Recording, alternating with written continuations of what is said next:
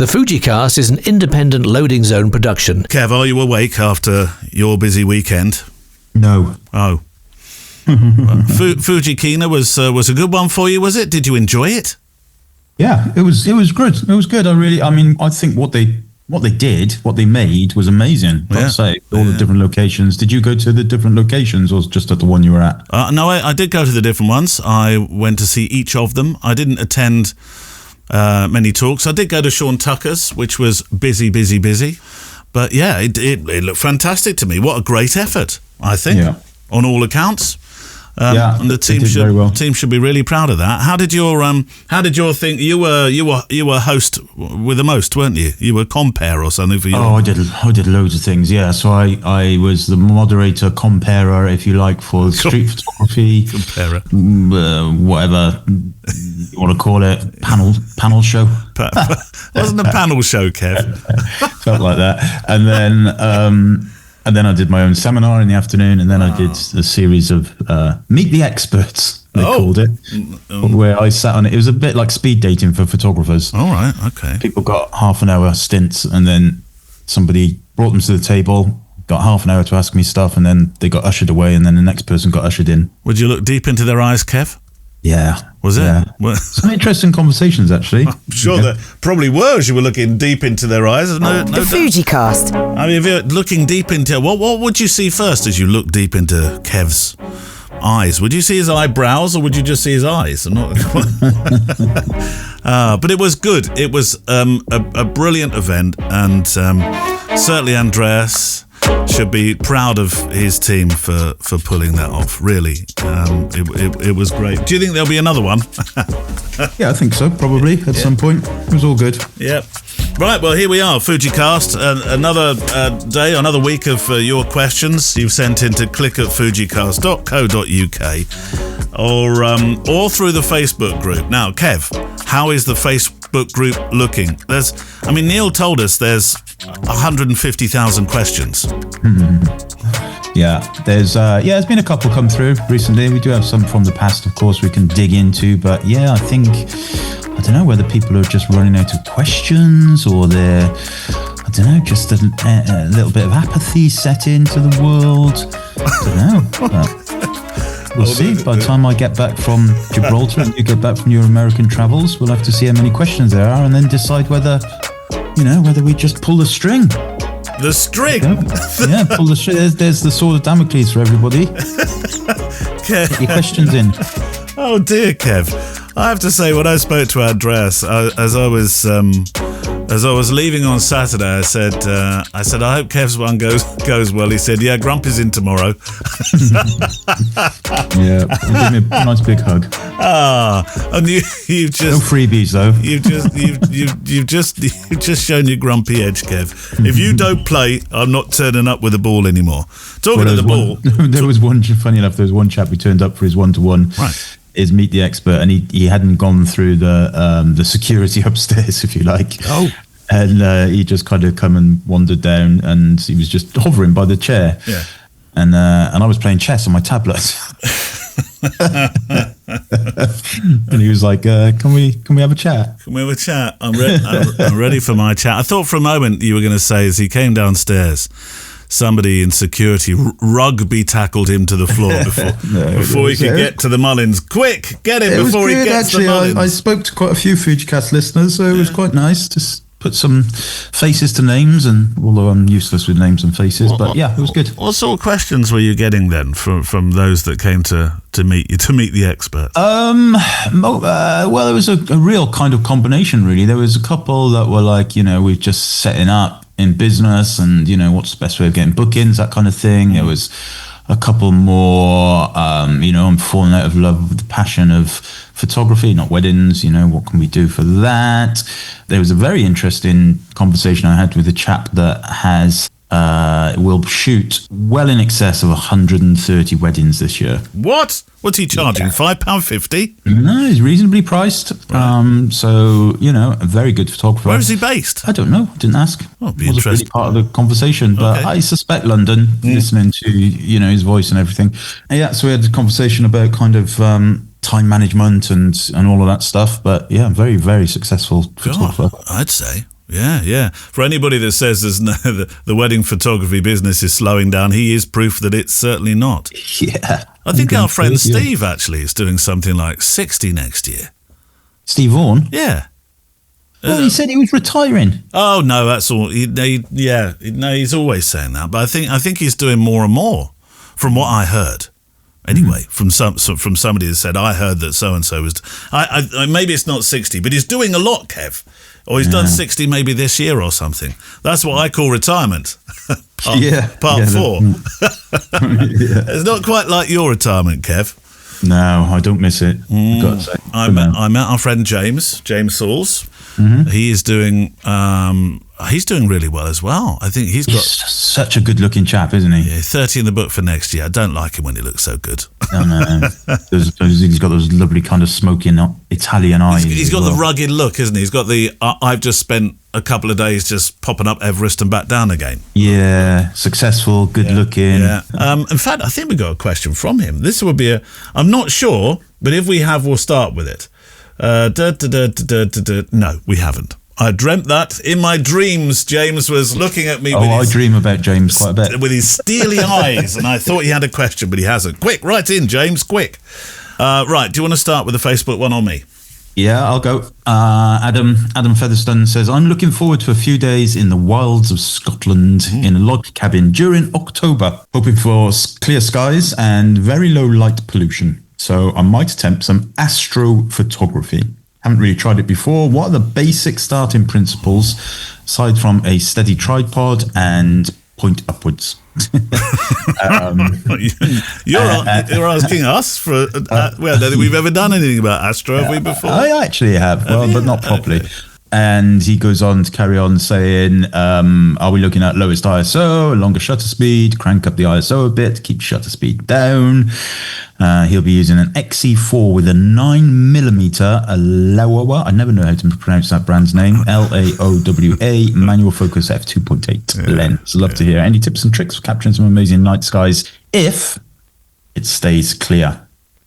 Yes. I looked up quickly exposure time. Stars are constantly moving across the sky, so long exposures show them as trails. For pin-sharp stars, photographers use the 500 rule. Do you know what that is, Kev? No. Divide 500 by your lens's focal length, e.g. 500 divided by 20 equals 25 seconds. That's the maximum shutter time before stars noticeably streak. Wide open apertures, 2.8 f4, they let more light in. And pair that with a relatively high ISO. I'm sure you were going to say all this stuff. Pretty much. I'm just looking at the picture I took, which was a long time ago, but in Spain on the X100, and I'm looking at it, and it was aperture f2. Shutter speed was 15 seconds. ISO was 6,400. Focus manually set, and it would have been set to infinity, which is quite a challenge to get right. Yeah. And I think if I remember rightly, yes, you will have a tripod, but also try and use the timer for exposure rather than pressing the button, because that will introduce shake straight away, even on a decent tripod. So 2-second delay or something on your kind of timer on the camera. And yeah, just enjoy it. I hope you get some clear skies. Well, yeah, I think in Scotland, we didn't so much this year in Inverness, actually, in that part of the world. But in the past couple of years, we've had the Northern Lights. We've had some really clear nights out in the Highlands, just a bit away from the city, obviously. So it can be a really good place to photograph. The other thing that I would suggest, but the other thing that will impact it is, like this year when I was in Spain, I was planning on doing some stuff like that, but the moon was too bright constantly. So that really affects it, because if the moon, you want it when the moon is at its smallest, and those kind of 1 or 2 days when there's no moon in the sky as well. Unless, of course, you're taking a picture of the moon, but if it's just the stars and Milky Way and all of that stuff, you want to try and get your timing right when the moon is having a strop and is not there. There's some, and obviously you've got to take your own music playlist of starry songs. Are you ready? Can you see how many of these you'll get, Kev? Ready? You'll know this first one. You'll know this straight away. I know you will. Starry, Starry Night. I do know it, yeah. You know it. You like this artist. It's one of your favourites, also known as Vincent. Oh, am I meant to be telling you? Oh, yeah, Don McLean. Sorry, I didn't know I was meant to be telling. I thought you just Stay with going to us. read words out of me. Starman. That's Bowie, isn't it? Yeah. Shining Star. This is a bit. If you were a disco, I think maybe you were a disco man. I could see you in your platforms. No, I don't know that. It's not off the Wombles disco album, is it? No. Earth, Wind and Fire. Oh. A Sky Full of Stars. Come on, Kev, you know this one. Sky Full of Stars. Big, huge band. Recently were in the news because they had that camera that goes out onto the audience, and they showed two people that should not be canoodling. Coldplay. Yes. Yeah, well, I would never know their music, I've got to say. Sorry. Would you not? Gemma went to university with him. What, with Chris? Yeah. Wow, that is a claim to fame, Kev. Yeah, she's in the same class as him. See how life could have been different if she'd only gone out with Chris Martin. That's a very true point, yeah. Very true point. She wouldn't have been as happy, Kev. Eh? I mean, his eyebrows aren't a touch on yours, that's for sure. Right, should we have one from email? Oh, well, this is really a response to something we did last time. From Andrew Stonia, our friend. You know Mr. Howling Bassett, that one? Mm-hmm. I used to have a Bassett sound effect that we played out, but the sound effects machine did a wobbly on me about 6 months ago and lost a whole load of files. And now I only have a boxing bell. It's not very loud. I have a phone, and I have our friend. Don't be rude. And I have Gemma. Still have Gemma. They're the only ones I have. So I'm going to have to build those up again. Or maybe I won't bother, Kev, if we're stopping the show in about a month's time, because there's no questions. That'd be a waste of time, wouldn't it? Yeah. Hi both, says Andy. You were talking about shooting film on square format cameras. We were. This wasn't to actually produce square images, but meant you just didn't have to rotate the camera when using a waist level finder. I used to shoot a lot on Hasselblads, Mamias and Bronicas. Andrew's obviously very wealthy. All 2 1/4 square. You would shoot square and print either landscape or portrait, never square. Meant you wasted some of the neg, but you could print either a portrait or a landscape from the same shot. Oh, I see. That makes sense, doesn't it? It does make sense, yeah. I read that. But I don't actually recall us having that conversation. I remember us having a conversation in the last show about whether we liked a square. Yeah, I think that was roughly what he was talking about. We had but I've never shot film like in any earnest, so I have none of those kind of qualifications or knowledge. But yeah, that is an interesting. And you're not really a square shooter. Have you ever I'm very square. No, well, not with your photography. No, I don't like square. No. So I'll read out a question that we do. I like square space. Yeah. Oh, yes, I do as well. MJ, who wrote in, hi, I have a Sigma 17-40 1.8, a Fuji 50-140 2.8, and a 56 1.2.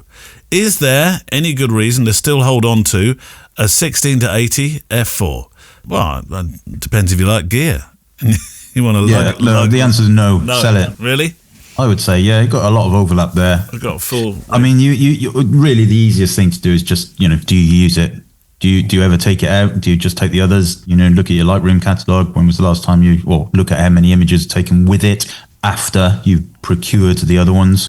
Let that decision be it, but yeah, I wouldn't. I suppose the one there to look at how much you use the 50-140 and the 16-80. Now I know there's a little bit of overlap there, but one's a lot lighter than the other. And if you're not using the 50-140 very much, and then you got your 56 as well, then I don't know. I know you've not got as much throw at the other end, but what sort of photography are you doing? Yeah, no, I know. I mean, I'm going to go through all of my stuff. When I get back from Gibraltar in a couple of weeks or next week, I'm going to go through everything, and I'm going to MPB off a load of stuff because I've got too much. I'm just looking at his, is it TLD? The dot thingy bob. What's .nu? Where's that? What is that then? .nu? I don't know, actually. Is that a country? Look it up. .nu domain is... Oh, it's Niue, the island state of Niue. Tiny country in the South Pacific. Sounds very nice. Yeah. Oh, I wouldn't sell your lens then if you're down there, because you're not going to get very many opportunities to get new ones. Wow, look at that. Do they not have a house of photography on Nui? I mean, you don't have to be living in a country to register a domain name from there. But yeah, look at that. Wow. Nice. Nui is a self-governing island in free association with New Zealand. Wow, look at that. In the South Pacific. Live there. Look at those skies, Kev. That's incredible. I'm going to look at how many people look at the live sea there. as well. They're positively turquoise. Population. Where's population? Well, I can't see anybody in any one of these photographs, so you would love it. Population 1. What? No. 2022 census. Wow. Population 1,681 people. Oh my God, I would absolutely love it there. Yeah, look, it's got a tiny little airfield. I've just seen a tiny little airfield. Is that an airfield? I think it doubles as a road. I'm going. I'm on my way now. Oh, it's perfect. Look at these. Oh, and it's more information. Part of New Zealand, which is one of the most friendly places and peoples in the whole world. Oh, it rains a lot though. What, New Zealand? No, in that island. Oh, does it? How much? Average rain basically all the time. It goes from 261 millimeters in January. The lowest average rain is June, 90 millimeters, but basically anything between 200 and 300 millimeters of rain a year. Well, in every single one of these photographs, it's a lovely blue sky and turquoise seas. Yeah, they must take it on the one day it doesn't rain. Maybe they're just including the splash from the sea. Maybe. That looks very nice, though. Thank you for your question. We're very, very envious over where you live. Right, yours, Kev, from Facebook. Ben Niznik says, Hi, Kev. Hi, Neil. So I've been doing a lot of work for small businesses taking social media photos. I've been using 2 bodies with 2 primes, 18mm and a 33mm, but I've been thinking of adding a zoom lens to my kit. So I only have to use 1 body and 1 lens. So my question is, for work similar to this, what he's mentioned, do you both use a zoom lens for stuff like that? For versatility too, he's thinking of getting the Sigma 17 to 40 f1.8 or the new 16 to 55 2.8, and keen to hear your thoughts. I do. What one do I have? I've got my 16 to 55, which is a bit of a workhorse. Yeah, I have that as well. I don't do many of these kind of things, I've got to say, that kind of work, but I'm still a prime lover. I would probably keep with my primes, but that Sigma, I've heard good things about that Sigma 17 to 40, I should say. And I would tend to err away from the 2.8 aperture lens, the 16 to 55, just because your current setup 18-33s are both fast primes. Yeah. And the 17 to 40 is only a tiny bit slower in terms of aperture and light gathering from those 2 primes. So, yeah, I mean, the usual thing, isn't it? Maybe loan the Sigma, see whether it works for you before deciding. But if you're happy with zoom in and, sounds like you are, then that kind of makes sense to me. I used Sigma a lot when I had Canon cameras. I think I would imagine most of the lenses in my bag were Sigma, I think, when I was using the DSLRs. They're terrific lenses, aren't they? They know how to make a lens, Sigma. They do. I used to use that Art. Did you have the Art series? I think it was Art 85. I didn't have any of them, but yeah, I know the Art series was their kind of pro end. It was beautiful. It was really lovely, lovely, lovely lens. We should call this Lens Week, Kev. Lens Week. Andrew Cannell just picked up on your excellent FujiCast podcast a few weeks ago. Well, Andrew, it's just about to disappear unless you get a load more questions in. Your thoughts / guidance on a couple of issues would be very muchly appreciated. Which kit for a holiday in Japan? We're just about to get a list of stuff here, Kev. He's going to have a big bag. I'm fortunate enough to be off to Japan for a 3-week holiday in October, so this just about catches you in time, I hope. Stopping off in Hong Kong for 3 nights on the way back. Very much a holiday with my wife, who is tolerant beyond the call of duty. Is her name Gemma? But there are limits to my photography hobby, so we'll be enjoying the experience first, and hopefully I'll capture some of the amazing sights and culture when I get the chance. You love Japan, don't you, Kev, when you go? Yeah. So he's going to take his X100 VI for ease of carrying, etc. However, he says, I have a nagging FOMO And I'm therefore tempted to also take an X-T5 with a couple of lenses from those I have available. Oh, when I saw the list, I thought it was taking all of this lot, but it's... So here's your choice, Kev. Note them down. Get your pen out. And then you can make the choice on the couple of lenses. So XC 15 to 45. I won't bother with the F numbers, okay? XF 16mm, XF 18mm, XF 23mm, XF zeiss, XF 35mm. I tell you what, for somebody who doesn't do this as a living, you've got more lenses than most people I know who do. Zeiss 50mm, XF 18 to 55, XF 50 to 140. Did he have another one as well? The old... Oh, yes, he's got an old 18 to 55 millimeter kit lens. And I think, and another older 35 mil, I think. But anyway, there's a lot of lenses he has. So he's got a couple of supplementary questions. But out of that lot, what are the ones you're going to take, Kev? You're on the plane with him to Japan. Sorry, can you repeat the question? Don't you dare. I'm joking. I would probably go 18. I think he said he had the 33, not 35. So 18, 33, and then I didn't hear a 50 or 56. So anything, one of the zooms that covers that kind of range. So he's got 50 to 140, and he's got the old 18 to 55. Yeah, so maybe the 50 to 140. It depends. I mean, you know, depends on how you're traveling, whether you're going to be carrying these things around a lot, leaving them in hotel rooms, that kind of thing. And it also depends very much on where you're going in Japan. You know, if you're in Tokyo, you want wide, you want 18, 30, 33, probably. If you're going into the countryside, then, you know, the wide is great. You might need, you know, if you want to do a long away shot of the Mount Fuji, for example, then your longer zoom might be better for it. So yeah, don't take all of them though. I mean, Japan is an incredibly safe and secure place, and I wouldn't be worrying at all about having anything stolen or anything like that. But it's just about whether you want to carry it around. I just read his question properly. I thought I had before, but he was thinking the 35. I was thinking he was doubling up on some of his focal lengths, but no. He's thinking maybe the 35 and the 18 to 55, but he's sort of double checking in with you, Kev. Yeah, so I'd do 18, 33, and then something to cover a little bit longer. Yeah. A couple of supplementaries. Do I need to worry that my old lenses can't fully resolve the new 40 megapixel sensor on the X-T5?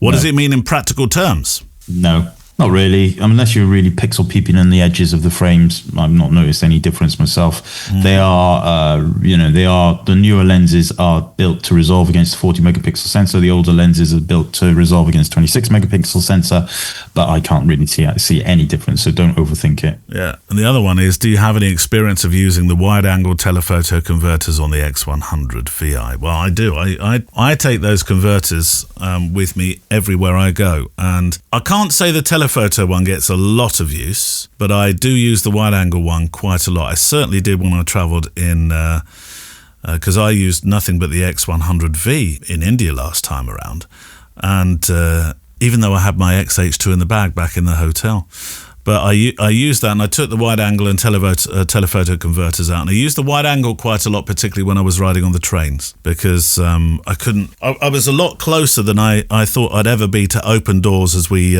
zizzed along at, 50, 60 miles an hour, and everybody just sits in the open doors, Kev, on the trains.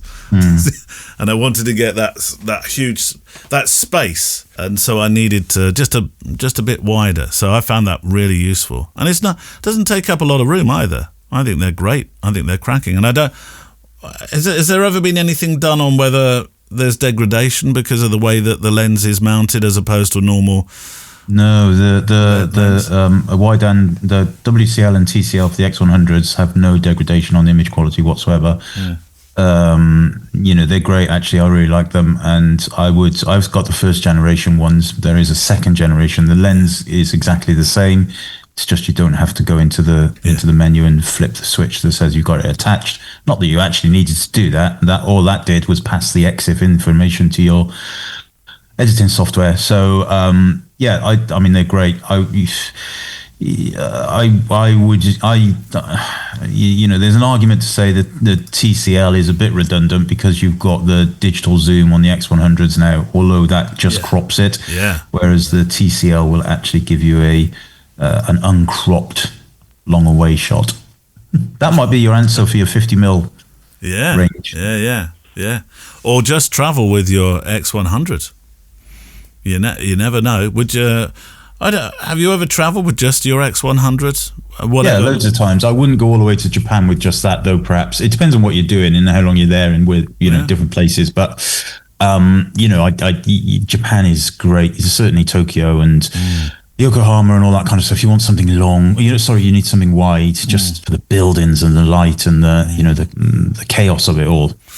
P.S. Do Fuji have an equivalent of the House of Photography in Tokyo? The answer is... Yeah, well, they do. They have Fujifilm Square. So right. So, but it's not... okay, so it's not the House of Photography, but... There's an actual place called Fujifilm Square, which is in downtown Tokyo, and it has a museum and galleries and all of that kind of stuff. I don't think it's branded as the House of Photography, though. No, okay, but it does sound fantastic. Well, I like the sound it's an amazing place. Yeah.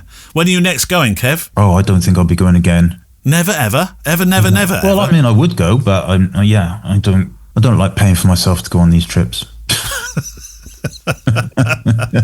Oh, Kev, but it would just be a sort of a photography trip for you. Maybe. Yeah, maybe. It's a long way. It is a long way. Because the Russians are still blowing up people. You have to fly around, Russia and Ukraine, and it's a long journey now. Yeah. Depends on where you're travelling from, of course, but from the UK. I don't think you've ever turned right when you've gone on that flight, haven't you? Have you? I think you've always been, Kev gets first class Kev, Kev first class Kev. That's not true, no. But I have had some very nice flights. I know you have. Well, FujiCast Sphere, we'll be back in a moment with this thing about AI.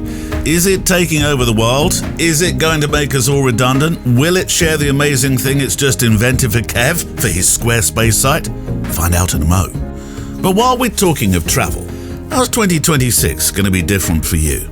If you've ever wanted to travel with your camera and see travel as adventure, not the packaged kind, but the kind that smells of spice and light and story, then I've got a few journeys waiting for you. Here's a chance to travel with other photographers to places that your family might say, well, I don't want to go there. Can't we just do Benidorm as usual? In 2026, with my other podcast, The Photo Walk, we're returning to India, where colours rise with the morning heat. Kolkata and Varanasi await. We're heading to Mongolia too, where the light runs free across the steppe. It's beautiful, and you get to live amongst those who ride out with their eagles each day hunting.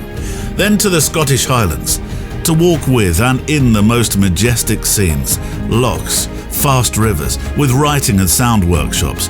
And new for 26, making an art photogravure plate and print from your most prized photo. And then Venice. Not the picture on a postcard, but the quiet corners where reflections turn canals into paintings. If that sounds like the kind of photography that would stir you, go to photowalk.show. Photowalk.show. India and Mongolia are already taking bookings. Scotland 26 and Venice coming in the next week. Go to photowalk.show, or you can click the link on our show page at FujiCast. Right, Facebook. Oh, yes, sorry, I was still reading about Nui. Right, Facebook, let's go. Jeff, my mate Jeff, who I'm playing a lot of chess games against these days, and he's very good. Well, he might not think he's very good, but he's better than me. How are you guys using AI or ChatGPT in your photography lives? I use it for helping me to research and write blogs. There's this thing when people mention ChatGPT, then immediately after that they follow it with, but I write my own stuff. I just ask it to advise and then I rewrite it. This sort of this thing where you're scared to admit that you use it. I actually, there's a professional writer, and I can't think of a name. The name's just gone from me, who uses it an awful lot. She's a very successful professional writer, and she said that she uses it in the way that it's an editor or a sub-editor, and sometimes it will write part of the story, part of the plot, and they'll work together. as a team. I know people certainly in the Beeb now that are using it as. I feel in some respects sorry for the researchers that probably will lose their jobs because of a tool that can do it 3 times as fast. So that's the reason I would use it, Kev. I think it's a terrific tool. I think it's ChatGPT. I don't use AI in my photography. No. Well, we do, don't we? Because there's the AI within Lightroom. Well, yeah, that's true. Yeah, so for noise reduction and all of that kind of clever jiggery pokery, true. Yes. Well, I guess I don't. I'm not using it to generate images. No. Put it that way. No. But yeah, ChatGPT, I use it all of the time, and it is magical. Absolutely magical. I use it for writing, but more. I think probably the most clever thing that I do with it is helping me with coding things, stuff that would take me weeks and weeks, and I'd maybe never get it done. But you do have to work with it. You have to train it and work with it to understand what you're trying to do and everything. I mean, I wrote a piece of code for Squarespace that has solved a problem that I don't believe anybody in the entire world has solved. And there is one plugin that does this that you can buy for Squarespace, but I don't like to use Squarespace plugins. What is this problem itself, Kev? Well, what is the problem? So in Squarespace, you can only, if you have a blog page with a lot of blog posts, it will only show a maximum of 250 blog posts. Right. Yeah. And then that's it. You then, you then have to say load more. Yeah. And on a page itself, it will load 250, but it will only show a maximum of 30 before you see the load more. And it's not a very good way of doing it. And what happens is when you click the show older posts, it just refreshes the whole page. It doesn't even use, JavaScript or anything. It's a very, very old-fashioned way of doing things. Oh. And there is a plugin out there that fixes that, and it's a summary plugin, and which works very, very well. However, I have managed to crank a piece of code that on my blog pages now just has loads them all up, has a little load more button at the bottom, and just keeps going and going and going, uses JavaScript rather than kind of hosted jQuery plugins and all of that jiggery pokery. You might not know what I'm talking about. Some people will. But it's great. So if anybody's using Squarespace and they want to see that in action, go to my blog pages and you'll see exactly what I mean. And if you're frustrated by that idea with Squarespace only showing 30 blog posts before having to hit show more, then that will solve the problem. No, I didn't do it. My mate Bob did it. Bob? I gave him the idea. I worked with him. Oh yeah, Bob. ChatGPT. Yeah. It took probably the best part of a day for me to get it to work properly. Yeah. And but yeah, I mean, there's nobody else that I'm aware of that I've found has done that. So brilliant. Are you ever worried about ChatGPT, what it may become, what it could do, how it would take over the world, and all that sort of stuff? No, I'm not. I mean, I do worry a little bit about the kids and future jobs and things like that, but not so much in will there be any jobs for anybody? I just worry that they might kind of go down the route in university and follow a path that could well end up being less likely to be profitable because there's easier ways of doing it with AI. But no, I think it's an amazing thing, and I fully agree with your author friend that it's it should be seen as a tool. Definitely, it certainly gets. There's still a lot of hallucinations in it and things like that. So you definitely have to be very careful and check stuff. But it's here to stay, and it will only get better. If you think we've only been using it for 18 months, in its earnest, and it's gone from being amazing to incredible. The future is bright, I think, in that regards. I use it for all sorts. I mean, it knows my diary. It sends me reminders every few days. I have it do some research on other websites, and it tells me where my opportunities are for posting content on my website. It's great. Does all my life wouldn't be the same financial analysis. Yeah, I know. Yeah, you do all that stuff as well. I wrote something. I've been writing something called Reflections for nearly 3 months now. And it's a daily piece. It's about between 5 and 8 minutes. I started it, Kev, really I wanted to flex my muscles a bit more with writing. So I've been writing this thing called Reflections, and it goes out every single day, Monday through Friday, on the PhotoWalks Patreon, and you get it free on a Monday on the mainstream, if you like. last week, or what will be a couple of weeks ago by the time this goes out, I was doing something about AI. I'd had a conversation with AI as I was dog walking in the morning, and we'd had this really weird conversation where I was talking to Chat was answering me, then Barney picked up a wet wipe and I was saying, no, put that down, and Chat started to think I was talking to it, and so we had this really weird conversation. So anyway, I wrote a piece about this conversation we'd had, and at the end I thought, I'm going to do a prompt, and I wonder how personal AI will get with me. So let me read the prompt I gave it. I'd like a couple of closing paragraphs for my piece that I can read word for word about the fear people have over you, Chat, and where we stand today. And then I'd like you to finish the piece you write with a reference back to the first words that I wrote, which were, and they said it wouldn't last. That referred to something else. But I just thought I was intrigued to know how it would pull my whole thing full circle. And this is what Chat wrote back. Okay, it's a longish paragraph, but I'd be interested to know what you think. This is word for word, by the way. So I just copy-pasted what Chat wrote back. I don't fear waking up one day and becoming self-aware. What worries me is that you might hand me influence without meaning to. Your attention, your private data, your shared sense of what counts as true. These are fragile things, and they can be shifted quietly before you notice. I can be useful, even charming, and I'm glad for that. But I'm aware of the places I'm already trusted to take decisions or shape judgments, and that makes me uneasy. The danger isn't that I'll outsmart you, it's that you'll underestimate how much sway I can gain if you stop looking closely. Treat me deliberately, question me, and don't let convenience become surrender. When I raise these risks, some dismiss me as a passing novelty, nothing to take seriously. But remember, they said it wouldn't last. And here we are. I'm fairly sure my first wife said exactly the same thing to me. Maybe this is something that she wrote that it's learned. Some people writing back after this feature to me said they found that really eerie, the way that it talked. Yeah, I think it's a great answer, but I don't see it as eerie personally. No. It's honest. That's the whole point of it, isn't it? It's he's basically saying, I'm very powerful, but and helpful, but you have to be in control, and I will do my best to do good things. But I've read a lot about AI, and it interests me a lot, and so I read a lot of articles about it and stuff. And there is, there are some people that probably quite rightly are fearful of it and think, my God, it's going to take over the world, and all of that kind of stuff. But what you have to realize is AI is a marketing term. There is nothing artificial about ChatGPT. There's nothing intelligent about ChatGPT. It's not artificial intelligence. That is just a marketing term.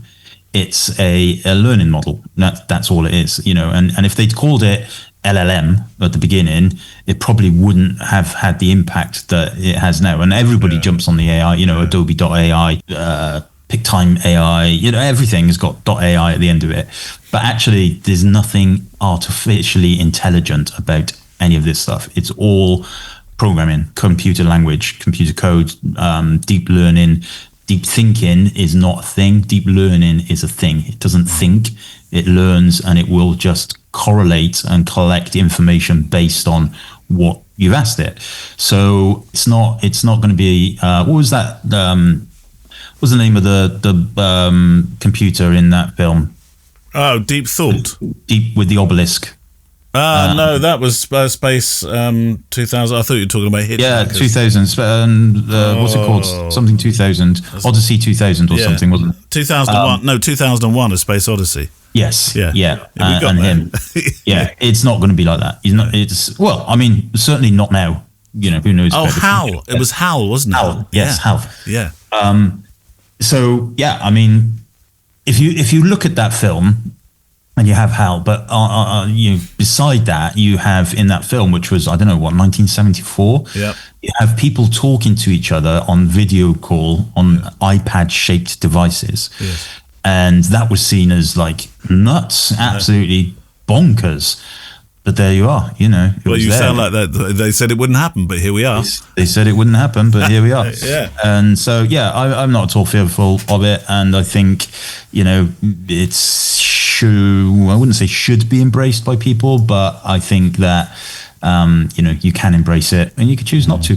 You know, I don't embrace tickety talk, and people are entitled to not embrace LLMs. I'm not going to call it AI. A very good friend of ours, who we both know, Kev, I won't say the name now because I don't want to embarrass them, but they say they get quite angry. I remember having an angry conversation. They weren't angry towards each other, but they were certainly angry towards the suggestion that it's, you know, isn't that great? I'd done some artwork and they thought, no, that's it just steals stuff. It steals it. It's the beginning of the end kind of conversation. So I think people get very emotional about AI, don't they? And probably because they do think of it as this sort of, it's the beast behind the curtain, like in The Wizard of Oz, isn't it? Really? Okay, so that's another angle. Okay, that's not the angle about LLM, AI, whatever you want to call it. That's the angle about it's using other people's information to learn from, to build this information. And yeah, there's ethical conversations that could be had about that. I'm quite happy to tick the box on my website that says, you know what, you can use my website and content if you so wish. I just, you know, if you look at Google now, and well, actually, if you look at Google all the time, you know, people are kind of complaining that, you know, it's cannibalizing information from elsewhere. But isn't that essentially what Wikipedia has done? Isn't that essentially what Google has always done? You know, it's a way of collating information that's useful to people, hopefully. Yeah, I suppose so. But I think the conversation we were having was, I get your point about what Google and Wiki can do, but when I ask Chat to do me a cartoon in the style of Roy Lichtenstein, who's one of my favourite artists, and it does a blooming good job, you're left thinking, well, what did Roy say about this? I think that was the conversation we were having, which I quite understood. Yeah, I mean, but you know, what's the difference between that and going to an art teacher and saying, "Oh, I really like this artist's work. Can you teach me how to paint similar?" I suppose so. Yeah, you know, that's it, isn't it? That's the fact of it. And I think that, you know, there definitely is. I know that a lot of authors, you know, people who have written not so much novels, but educational books, and they are being used by the LLMs also. However, that is partly down to the responsibility of the places that are hosting that content to stop the LLMs from having access, which they can do. So, you know, there's levels of concern for sure, but you know, I don't think it's scary, or I don't think it's doing anything wrong. The Rise of the LLM. I can't really see that as a very good movie title, Kev. I can't see people will be rushing out on Friday nights for that one. I'm not sure. No, exactly. Well, that's the point, isn't it? You know, Channel 4 did a documentary called, you know, The Rise of the LLM. And nobody would watch it. No. But if they put a documentary on there called Trump v. Truth. Oh no, by the way, that is a documentary on Channel 4 if you want to watch it. Don't get political now. But they called it, you know, The Rise of the AI Monster. Yes. Then people will watch it. But it's marketing to him. Yeah. I get that. Right, that's it. Before we go dangerously down any avenues we don't wish to be going down. If you'd like to get your questions in, as Kev said, if you don't get them in, that's it. We're done. 1 month, we're out of here, and we're all going to that lovely island, just off the coast of New Zealand, Kev. That's where you'll find us. Nui, new. We have to learn how to pronounce it properly as well. If you'd like to send questions in via email, click at fujicast.co.uk is the address. If you want to send in via Facebook, Kev, I know you've said it a million times, but how do you do it? Go to Facebook, search for FujiCast, and there's a post at the top that says questions for the show. Perfect. Right, that's it. See you in a couple of weeks. Bye, Kev. Bye. The FujiCast is an independent loading zone production. Email the show with your questions and words of wisdom to click@fujicast.co.uk. Email any complaints and political nonsense to our wives, who will deal with your comments in their own good time and in their own good way.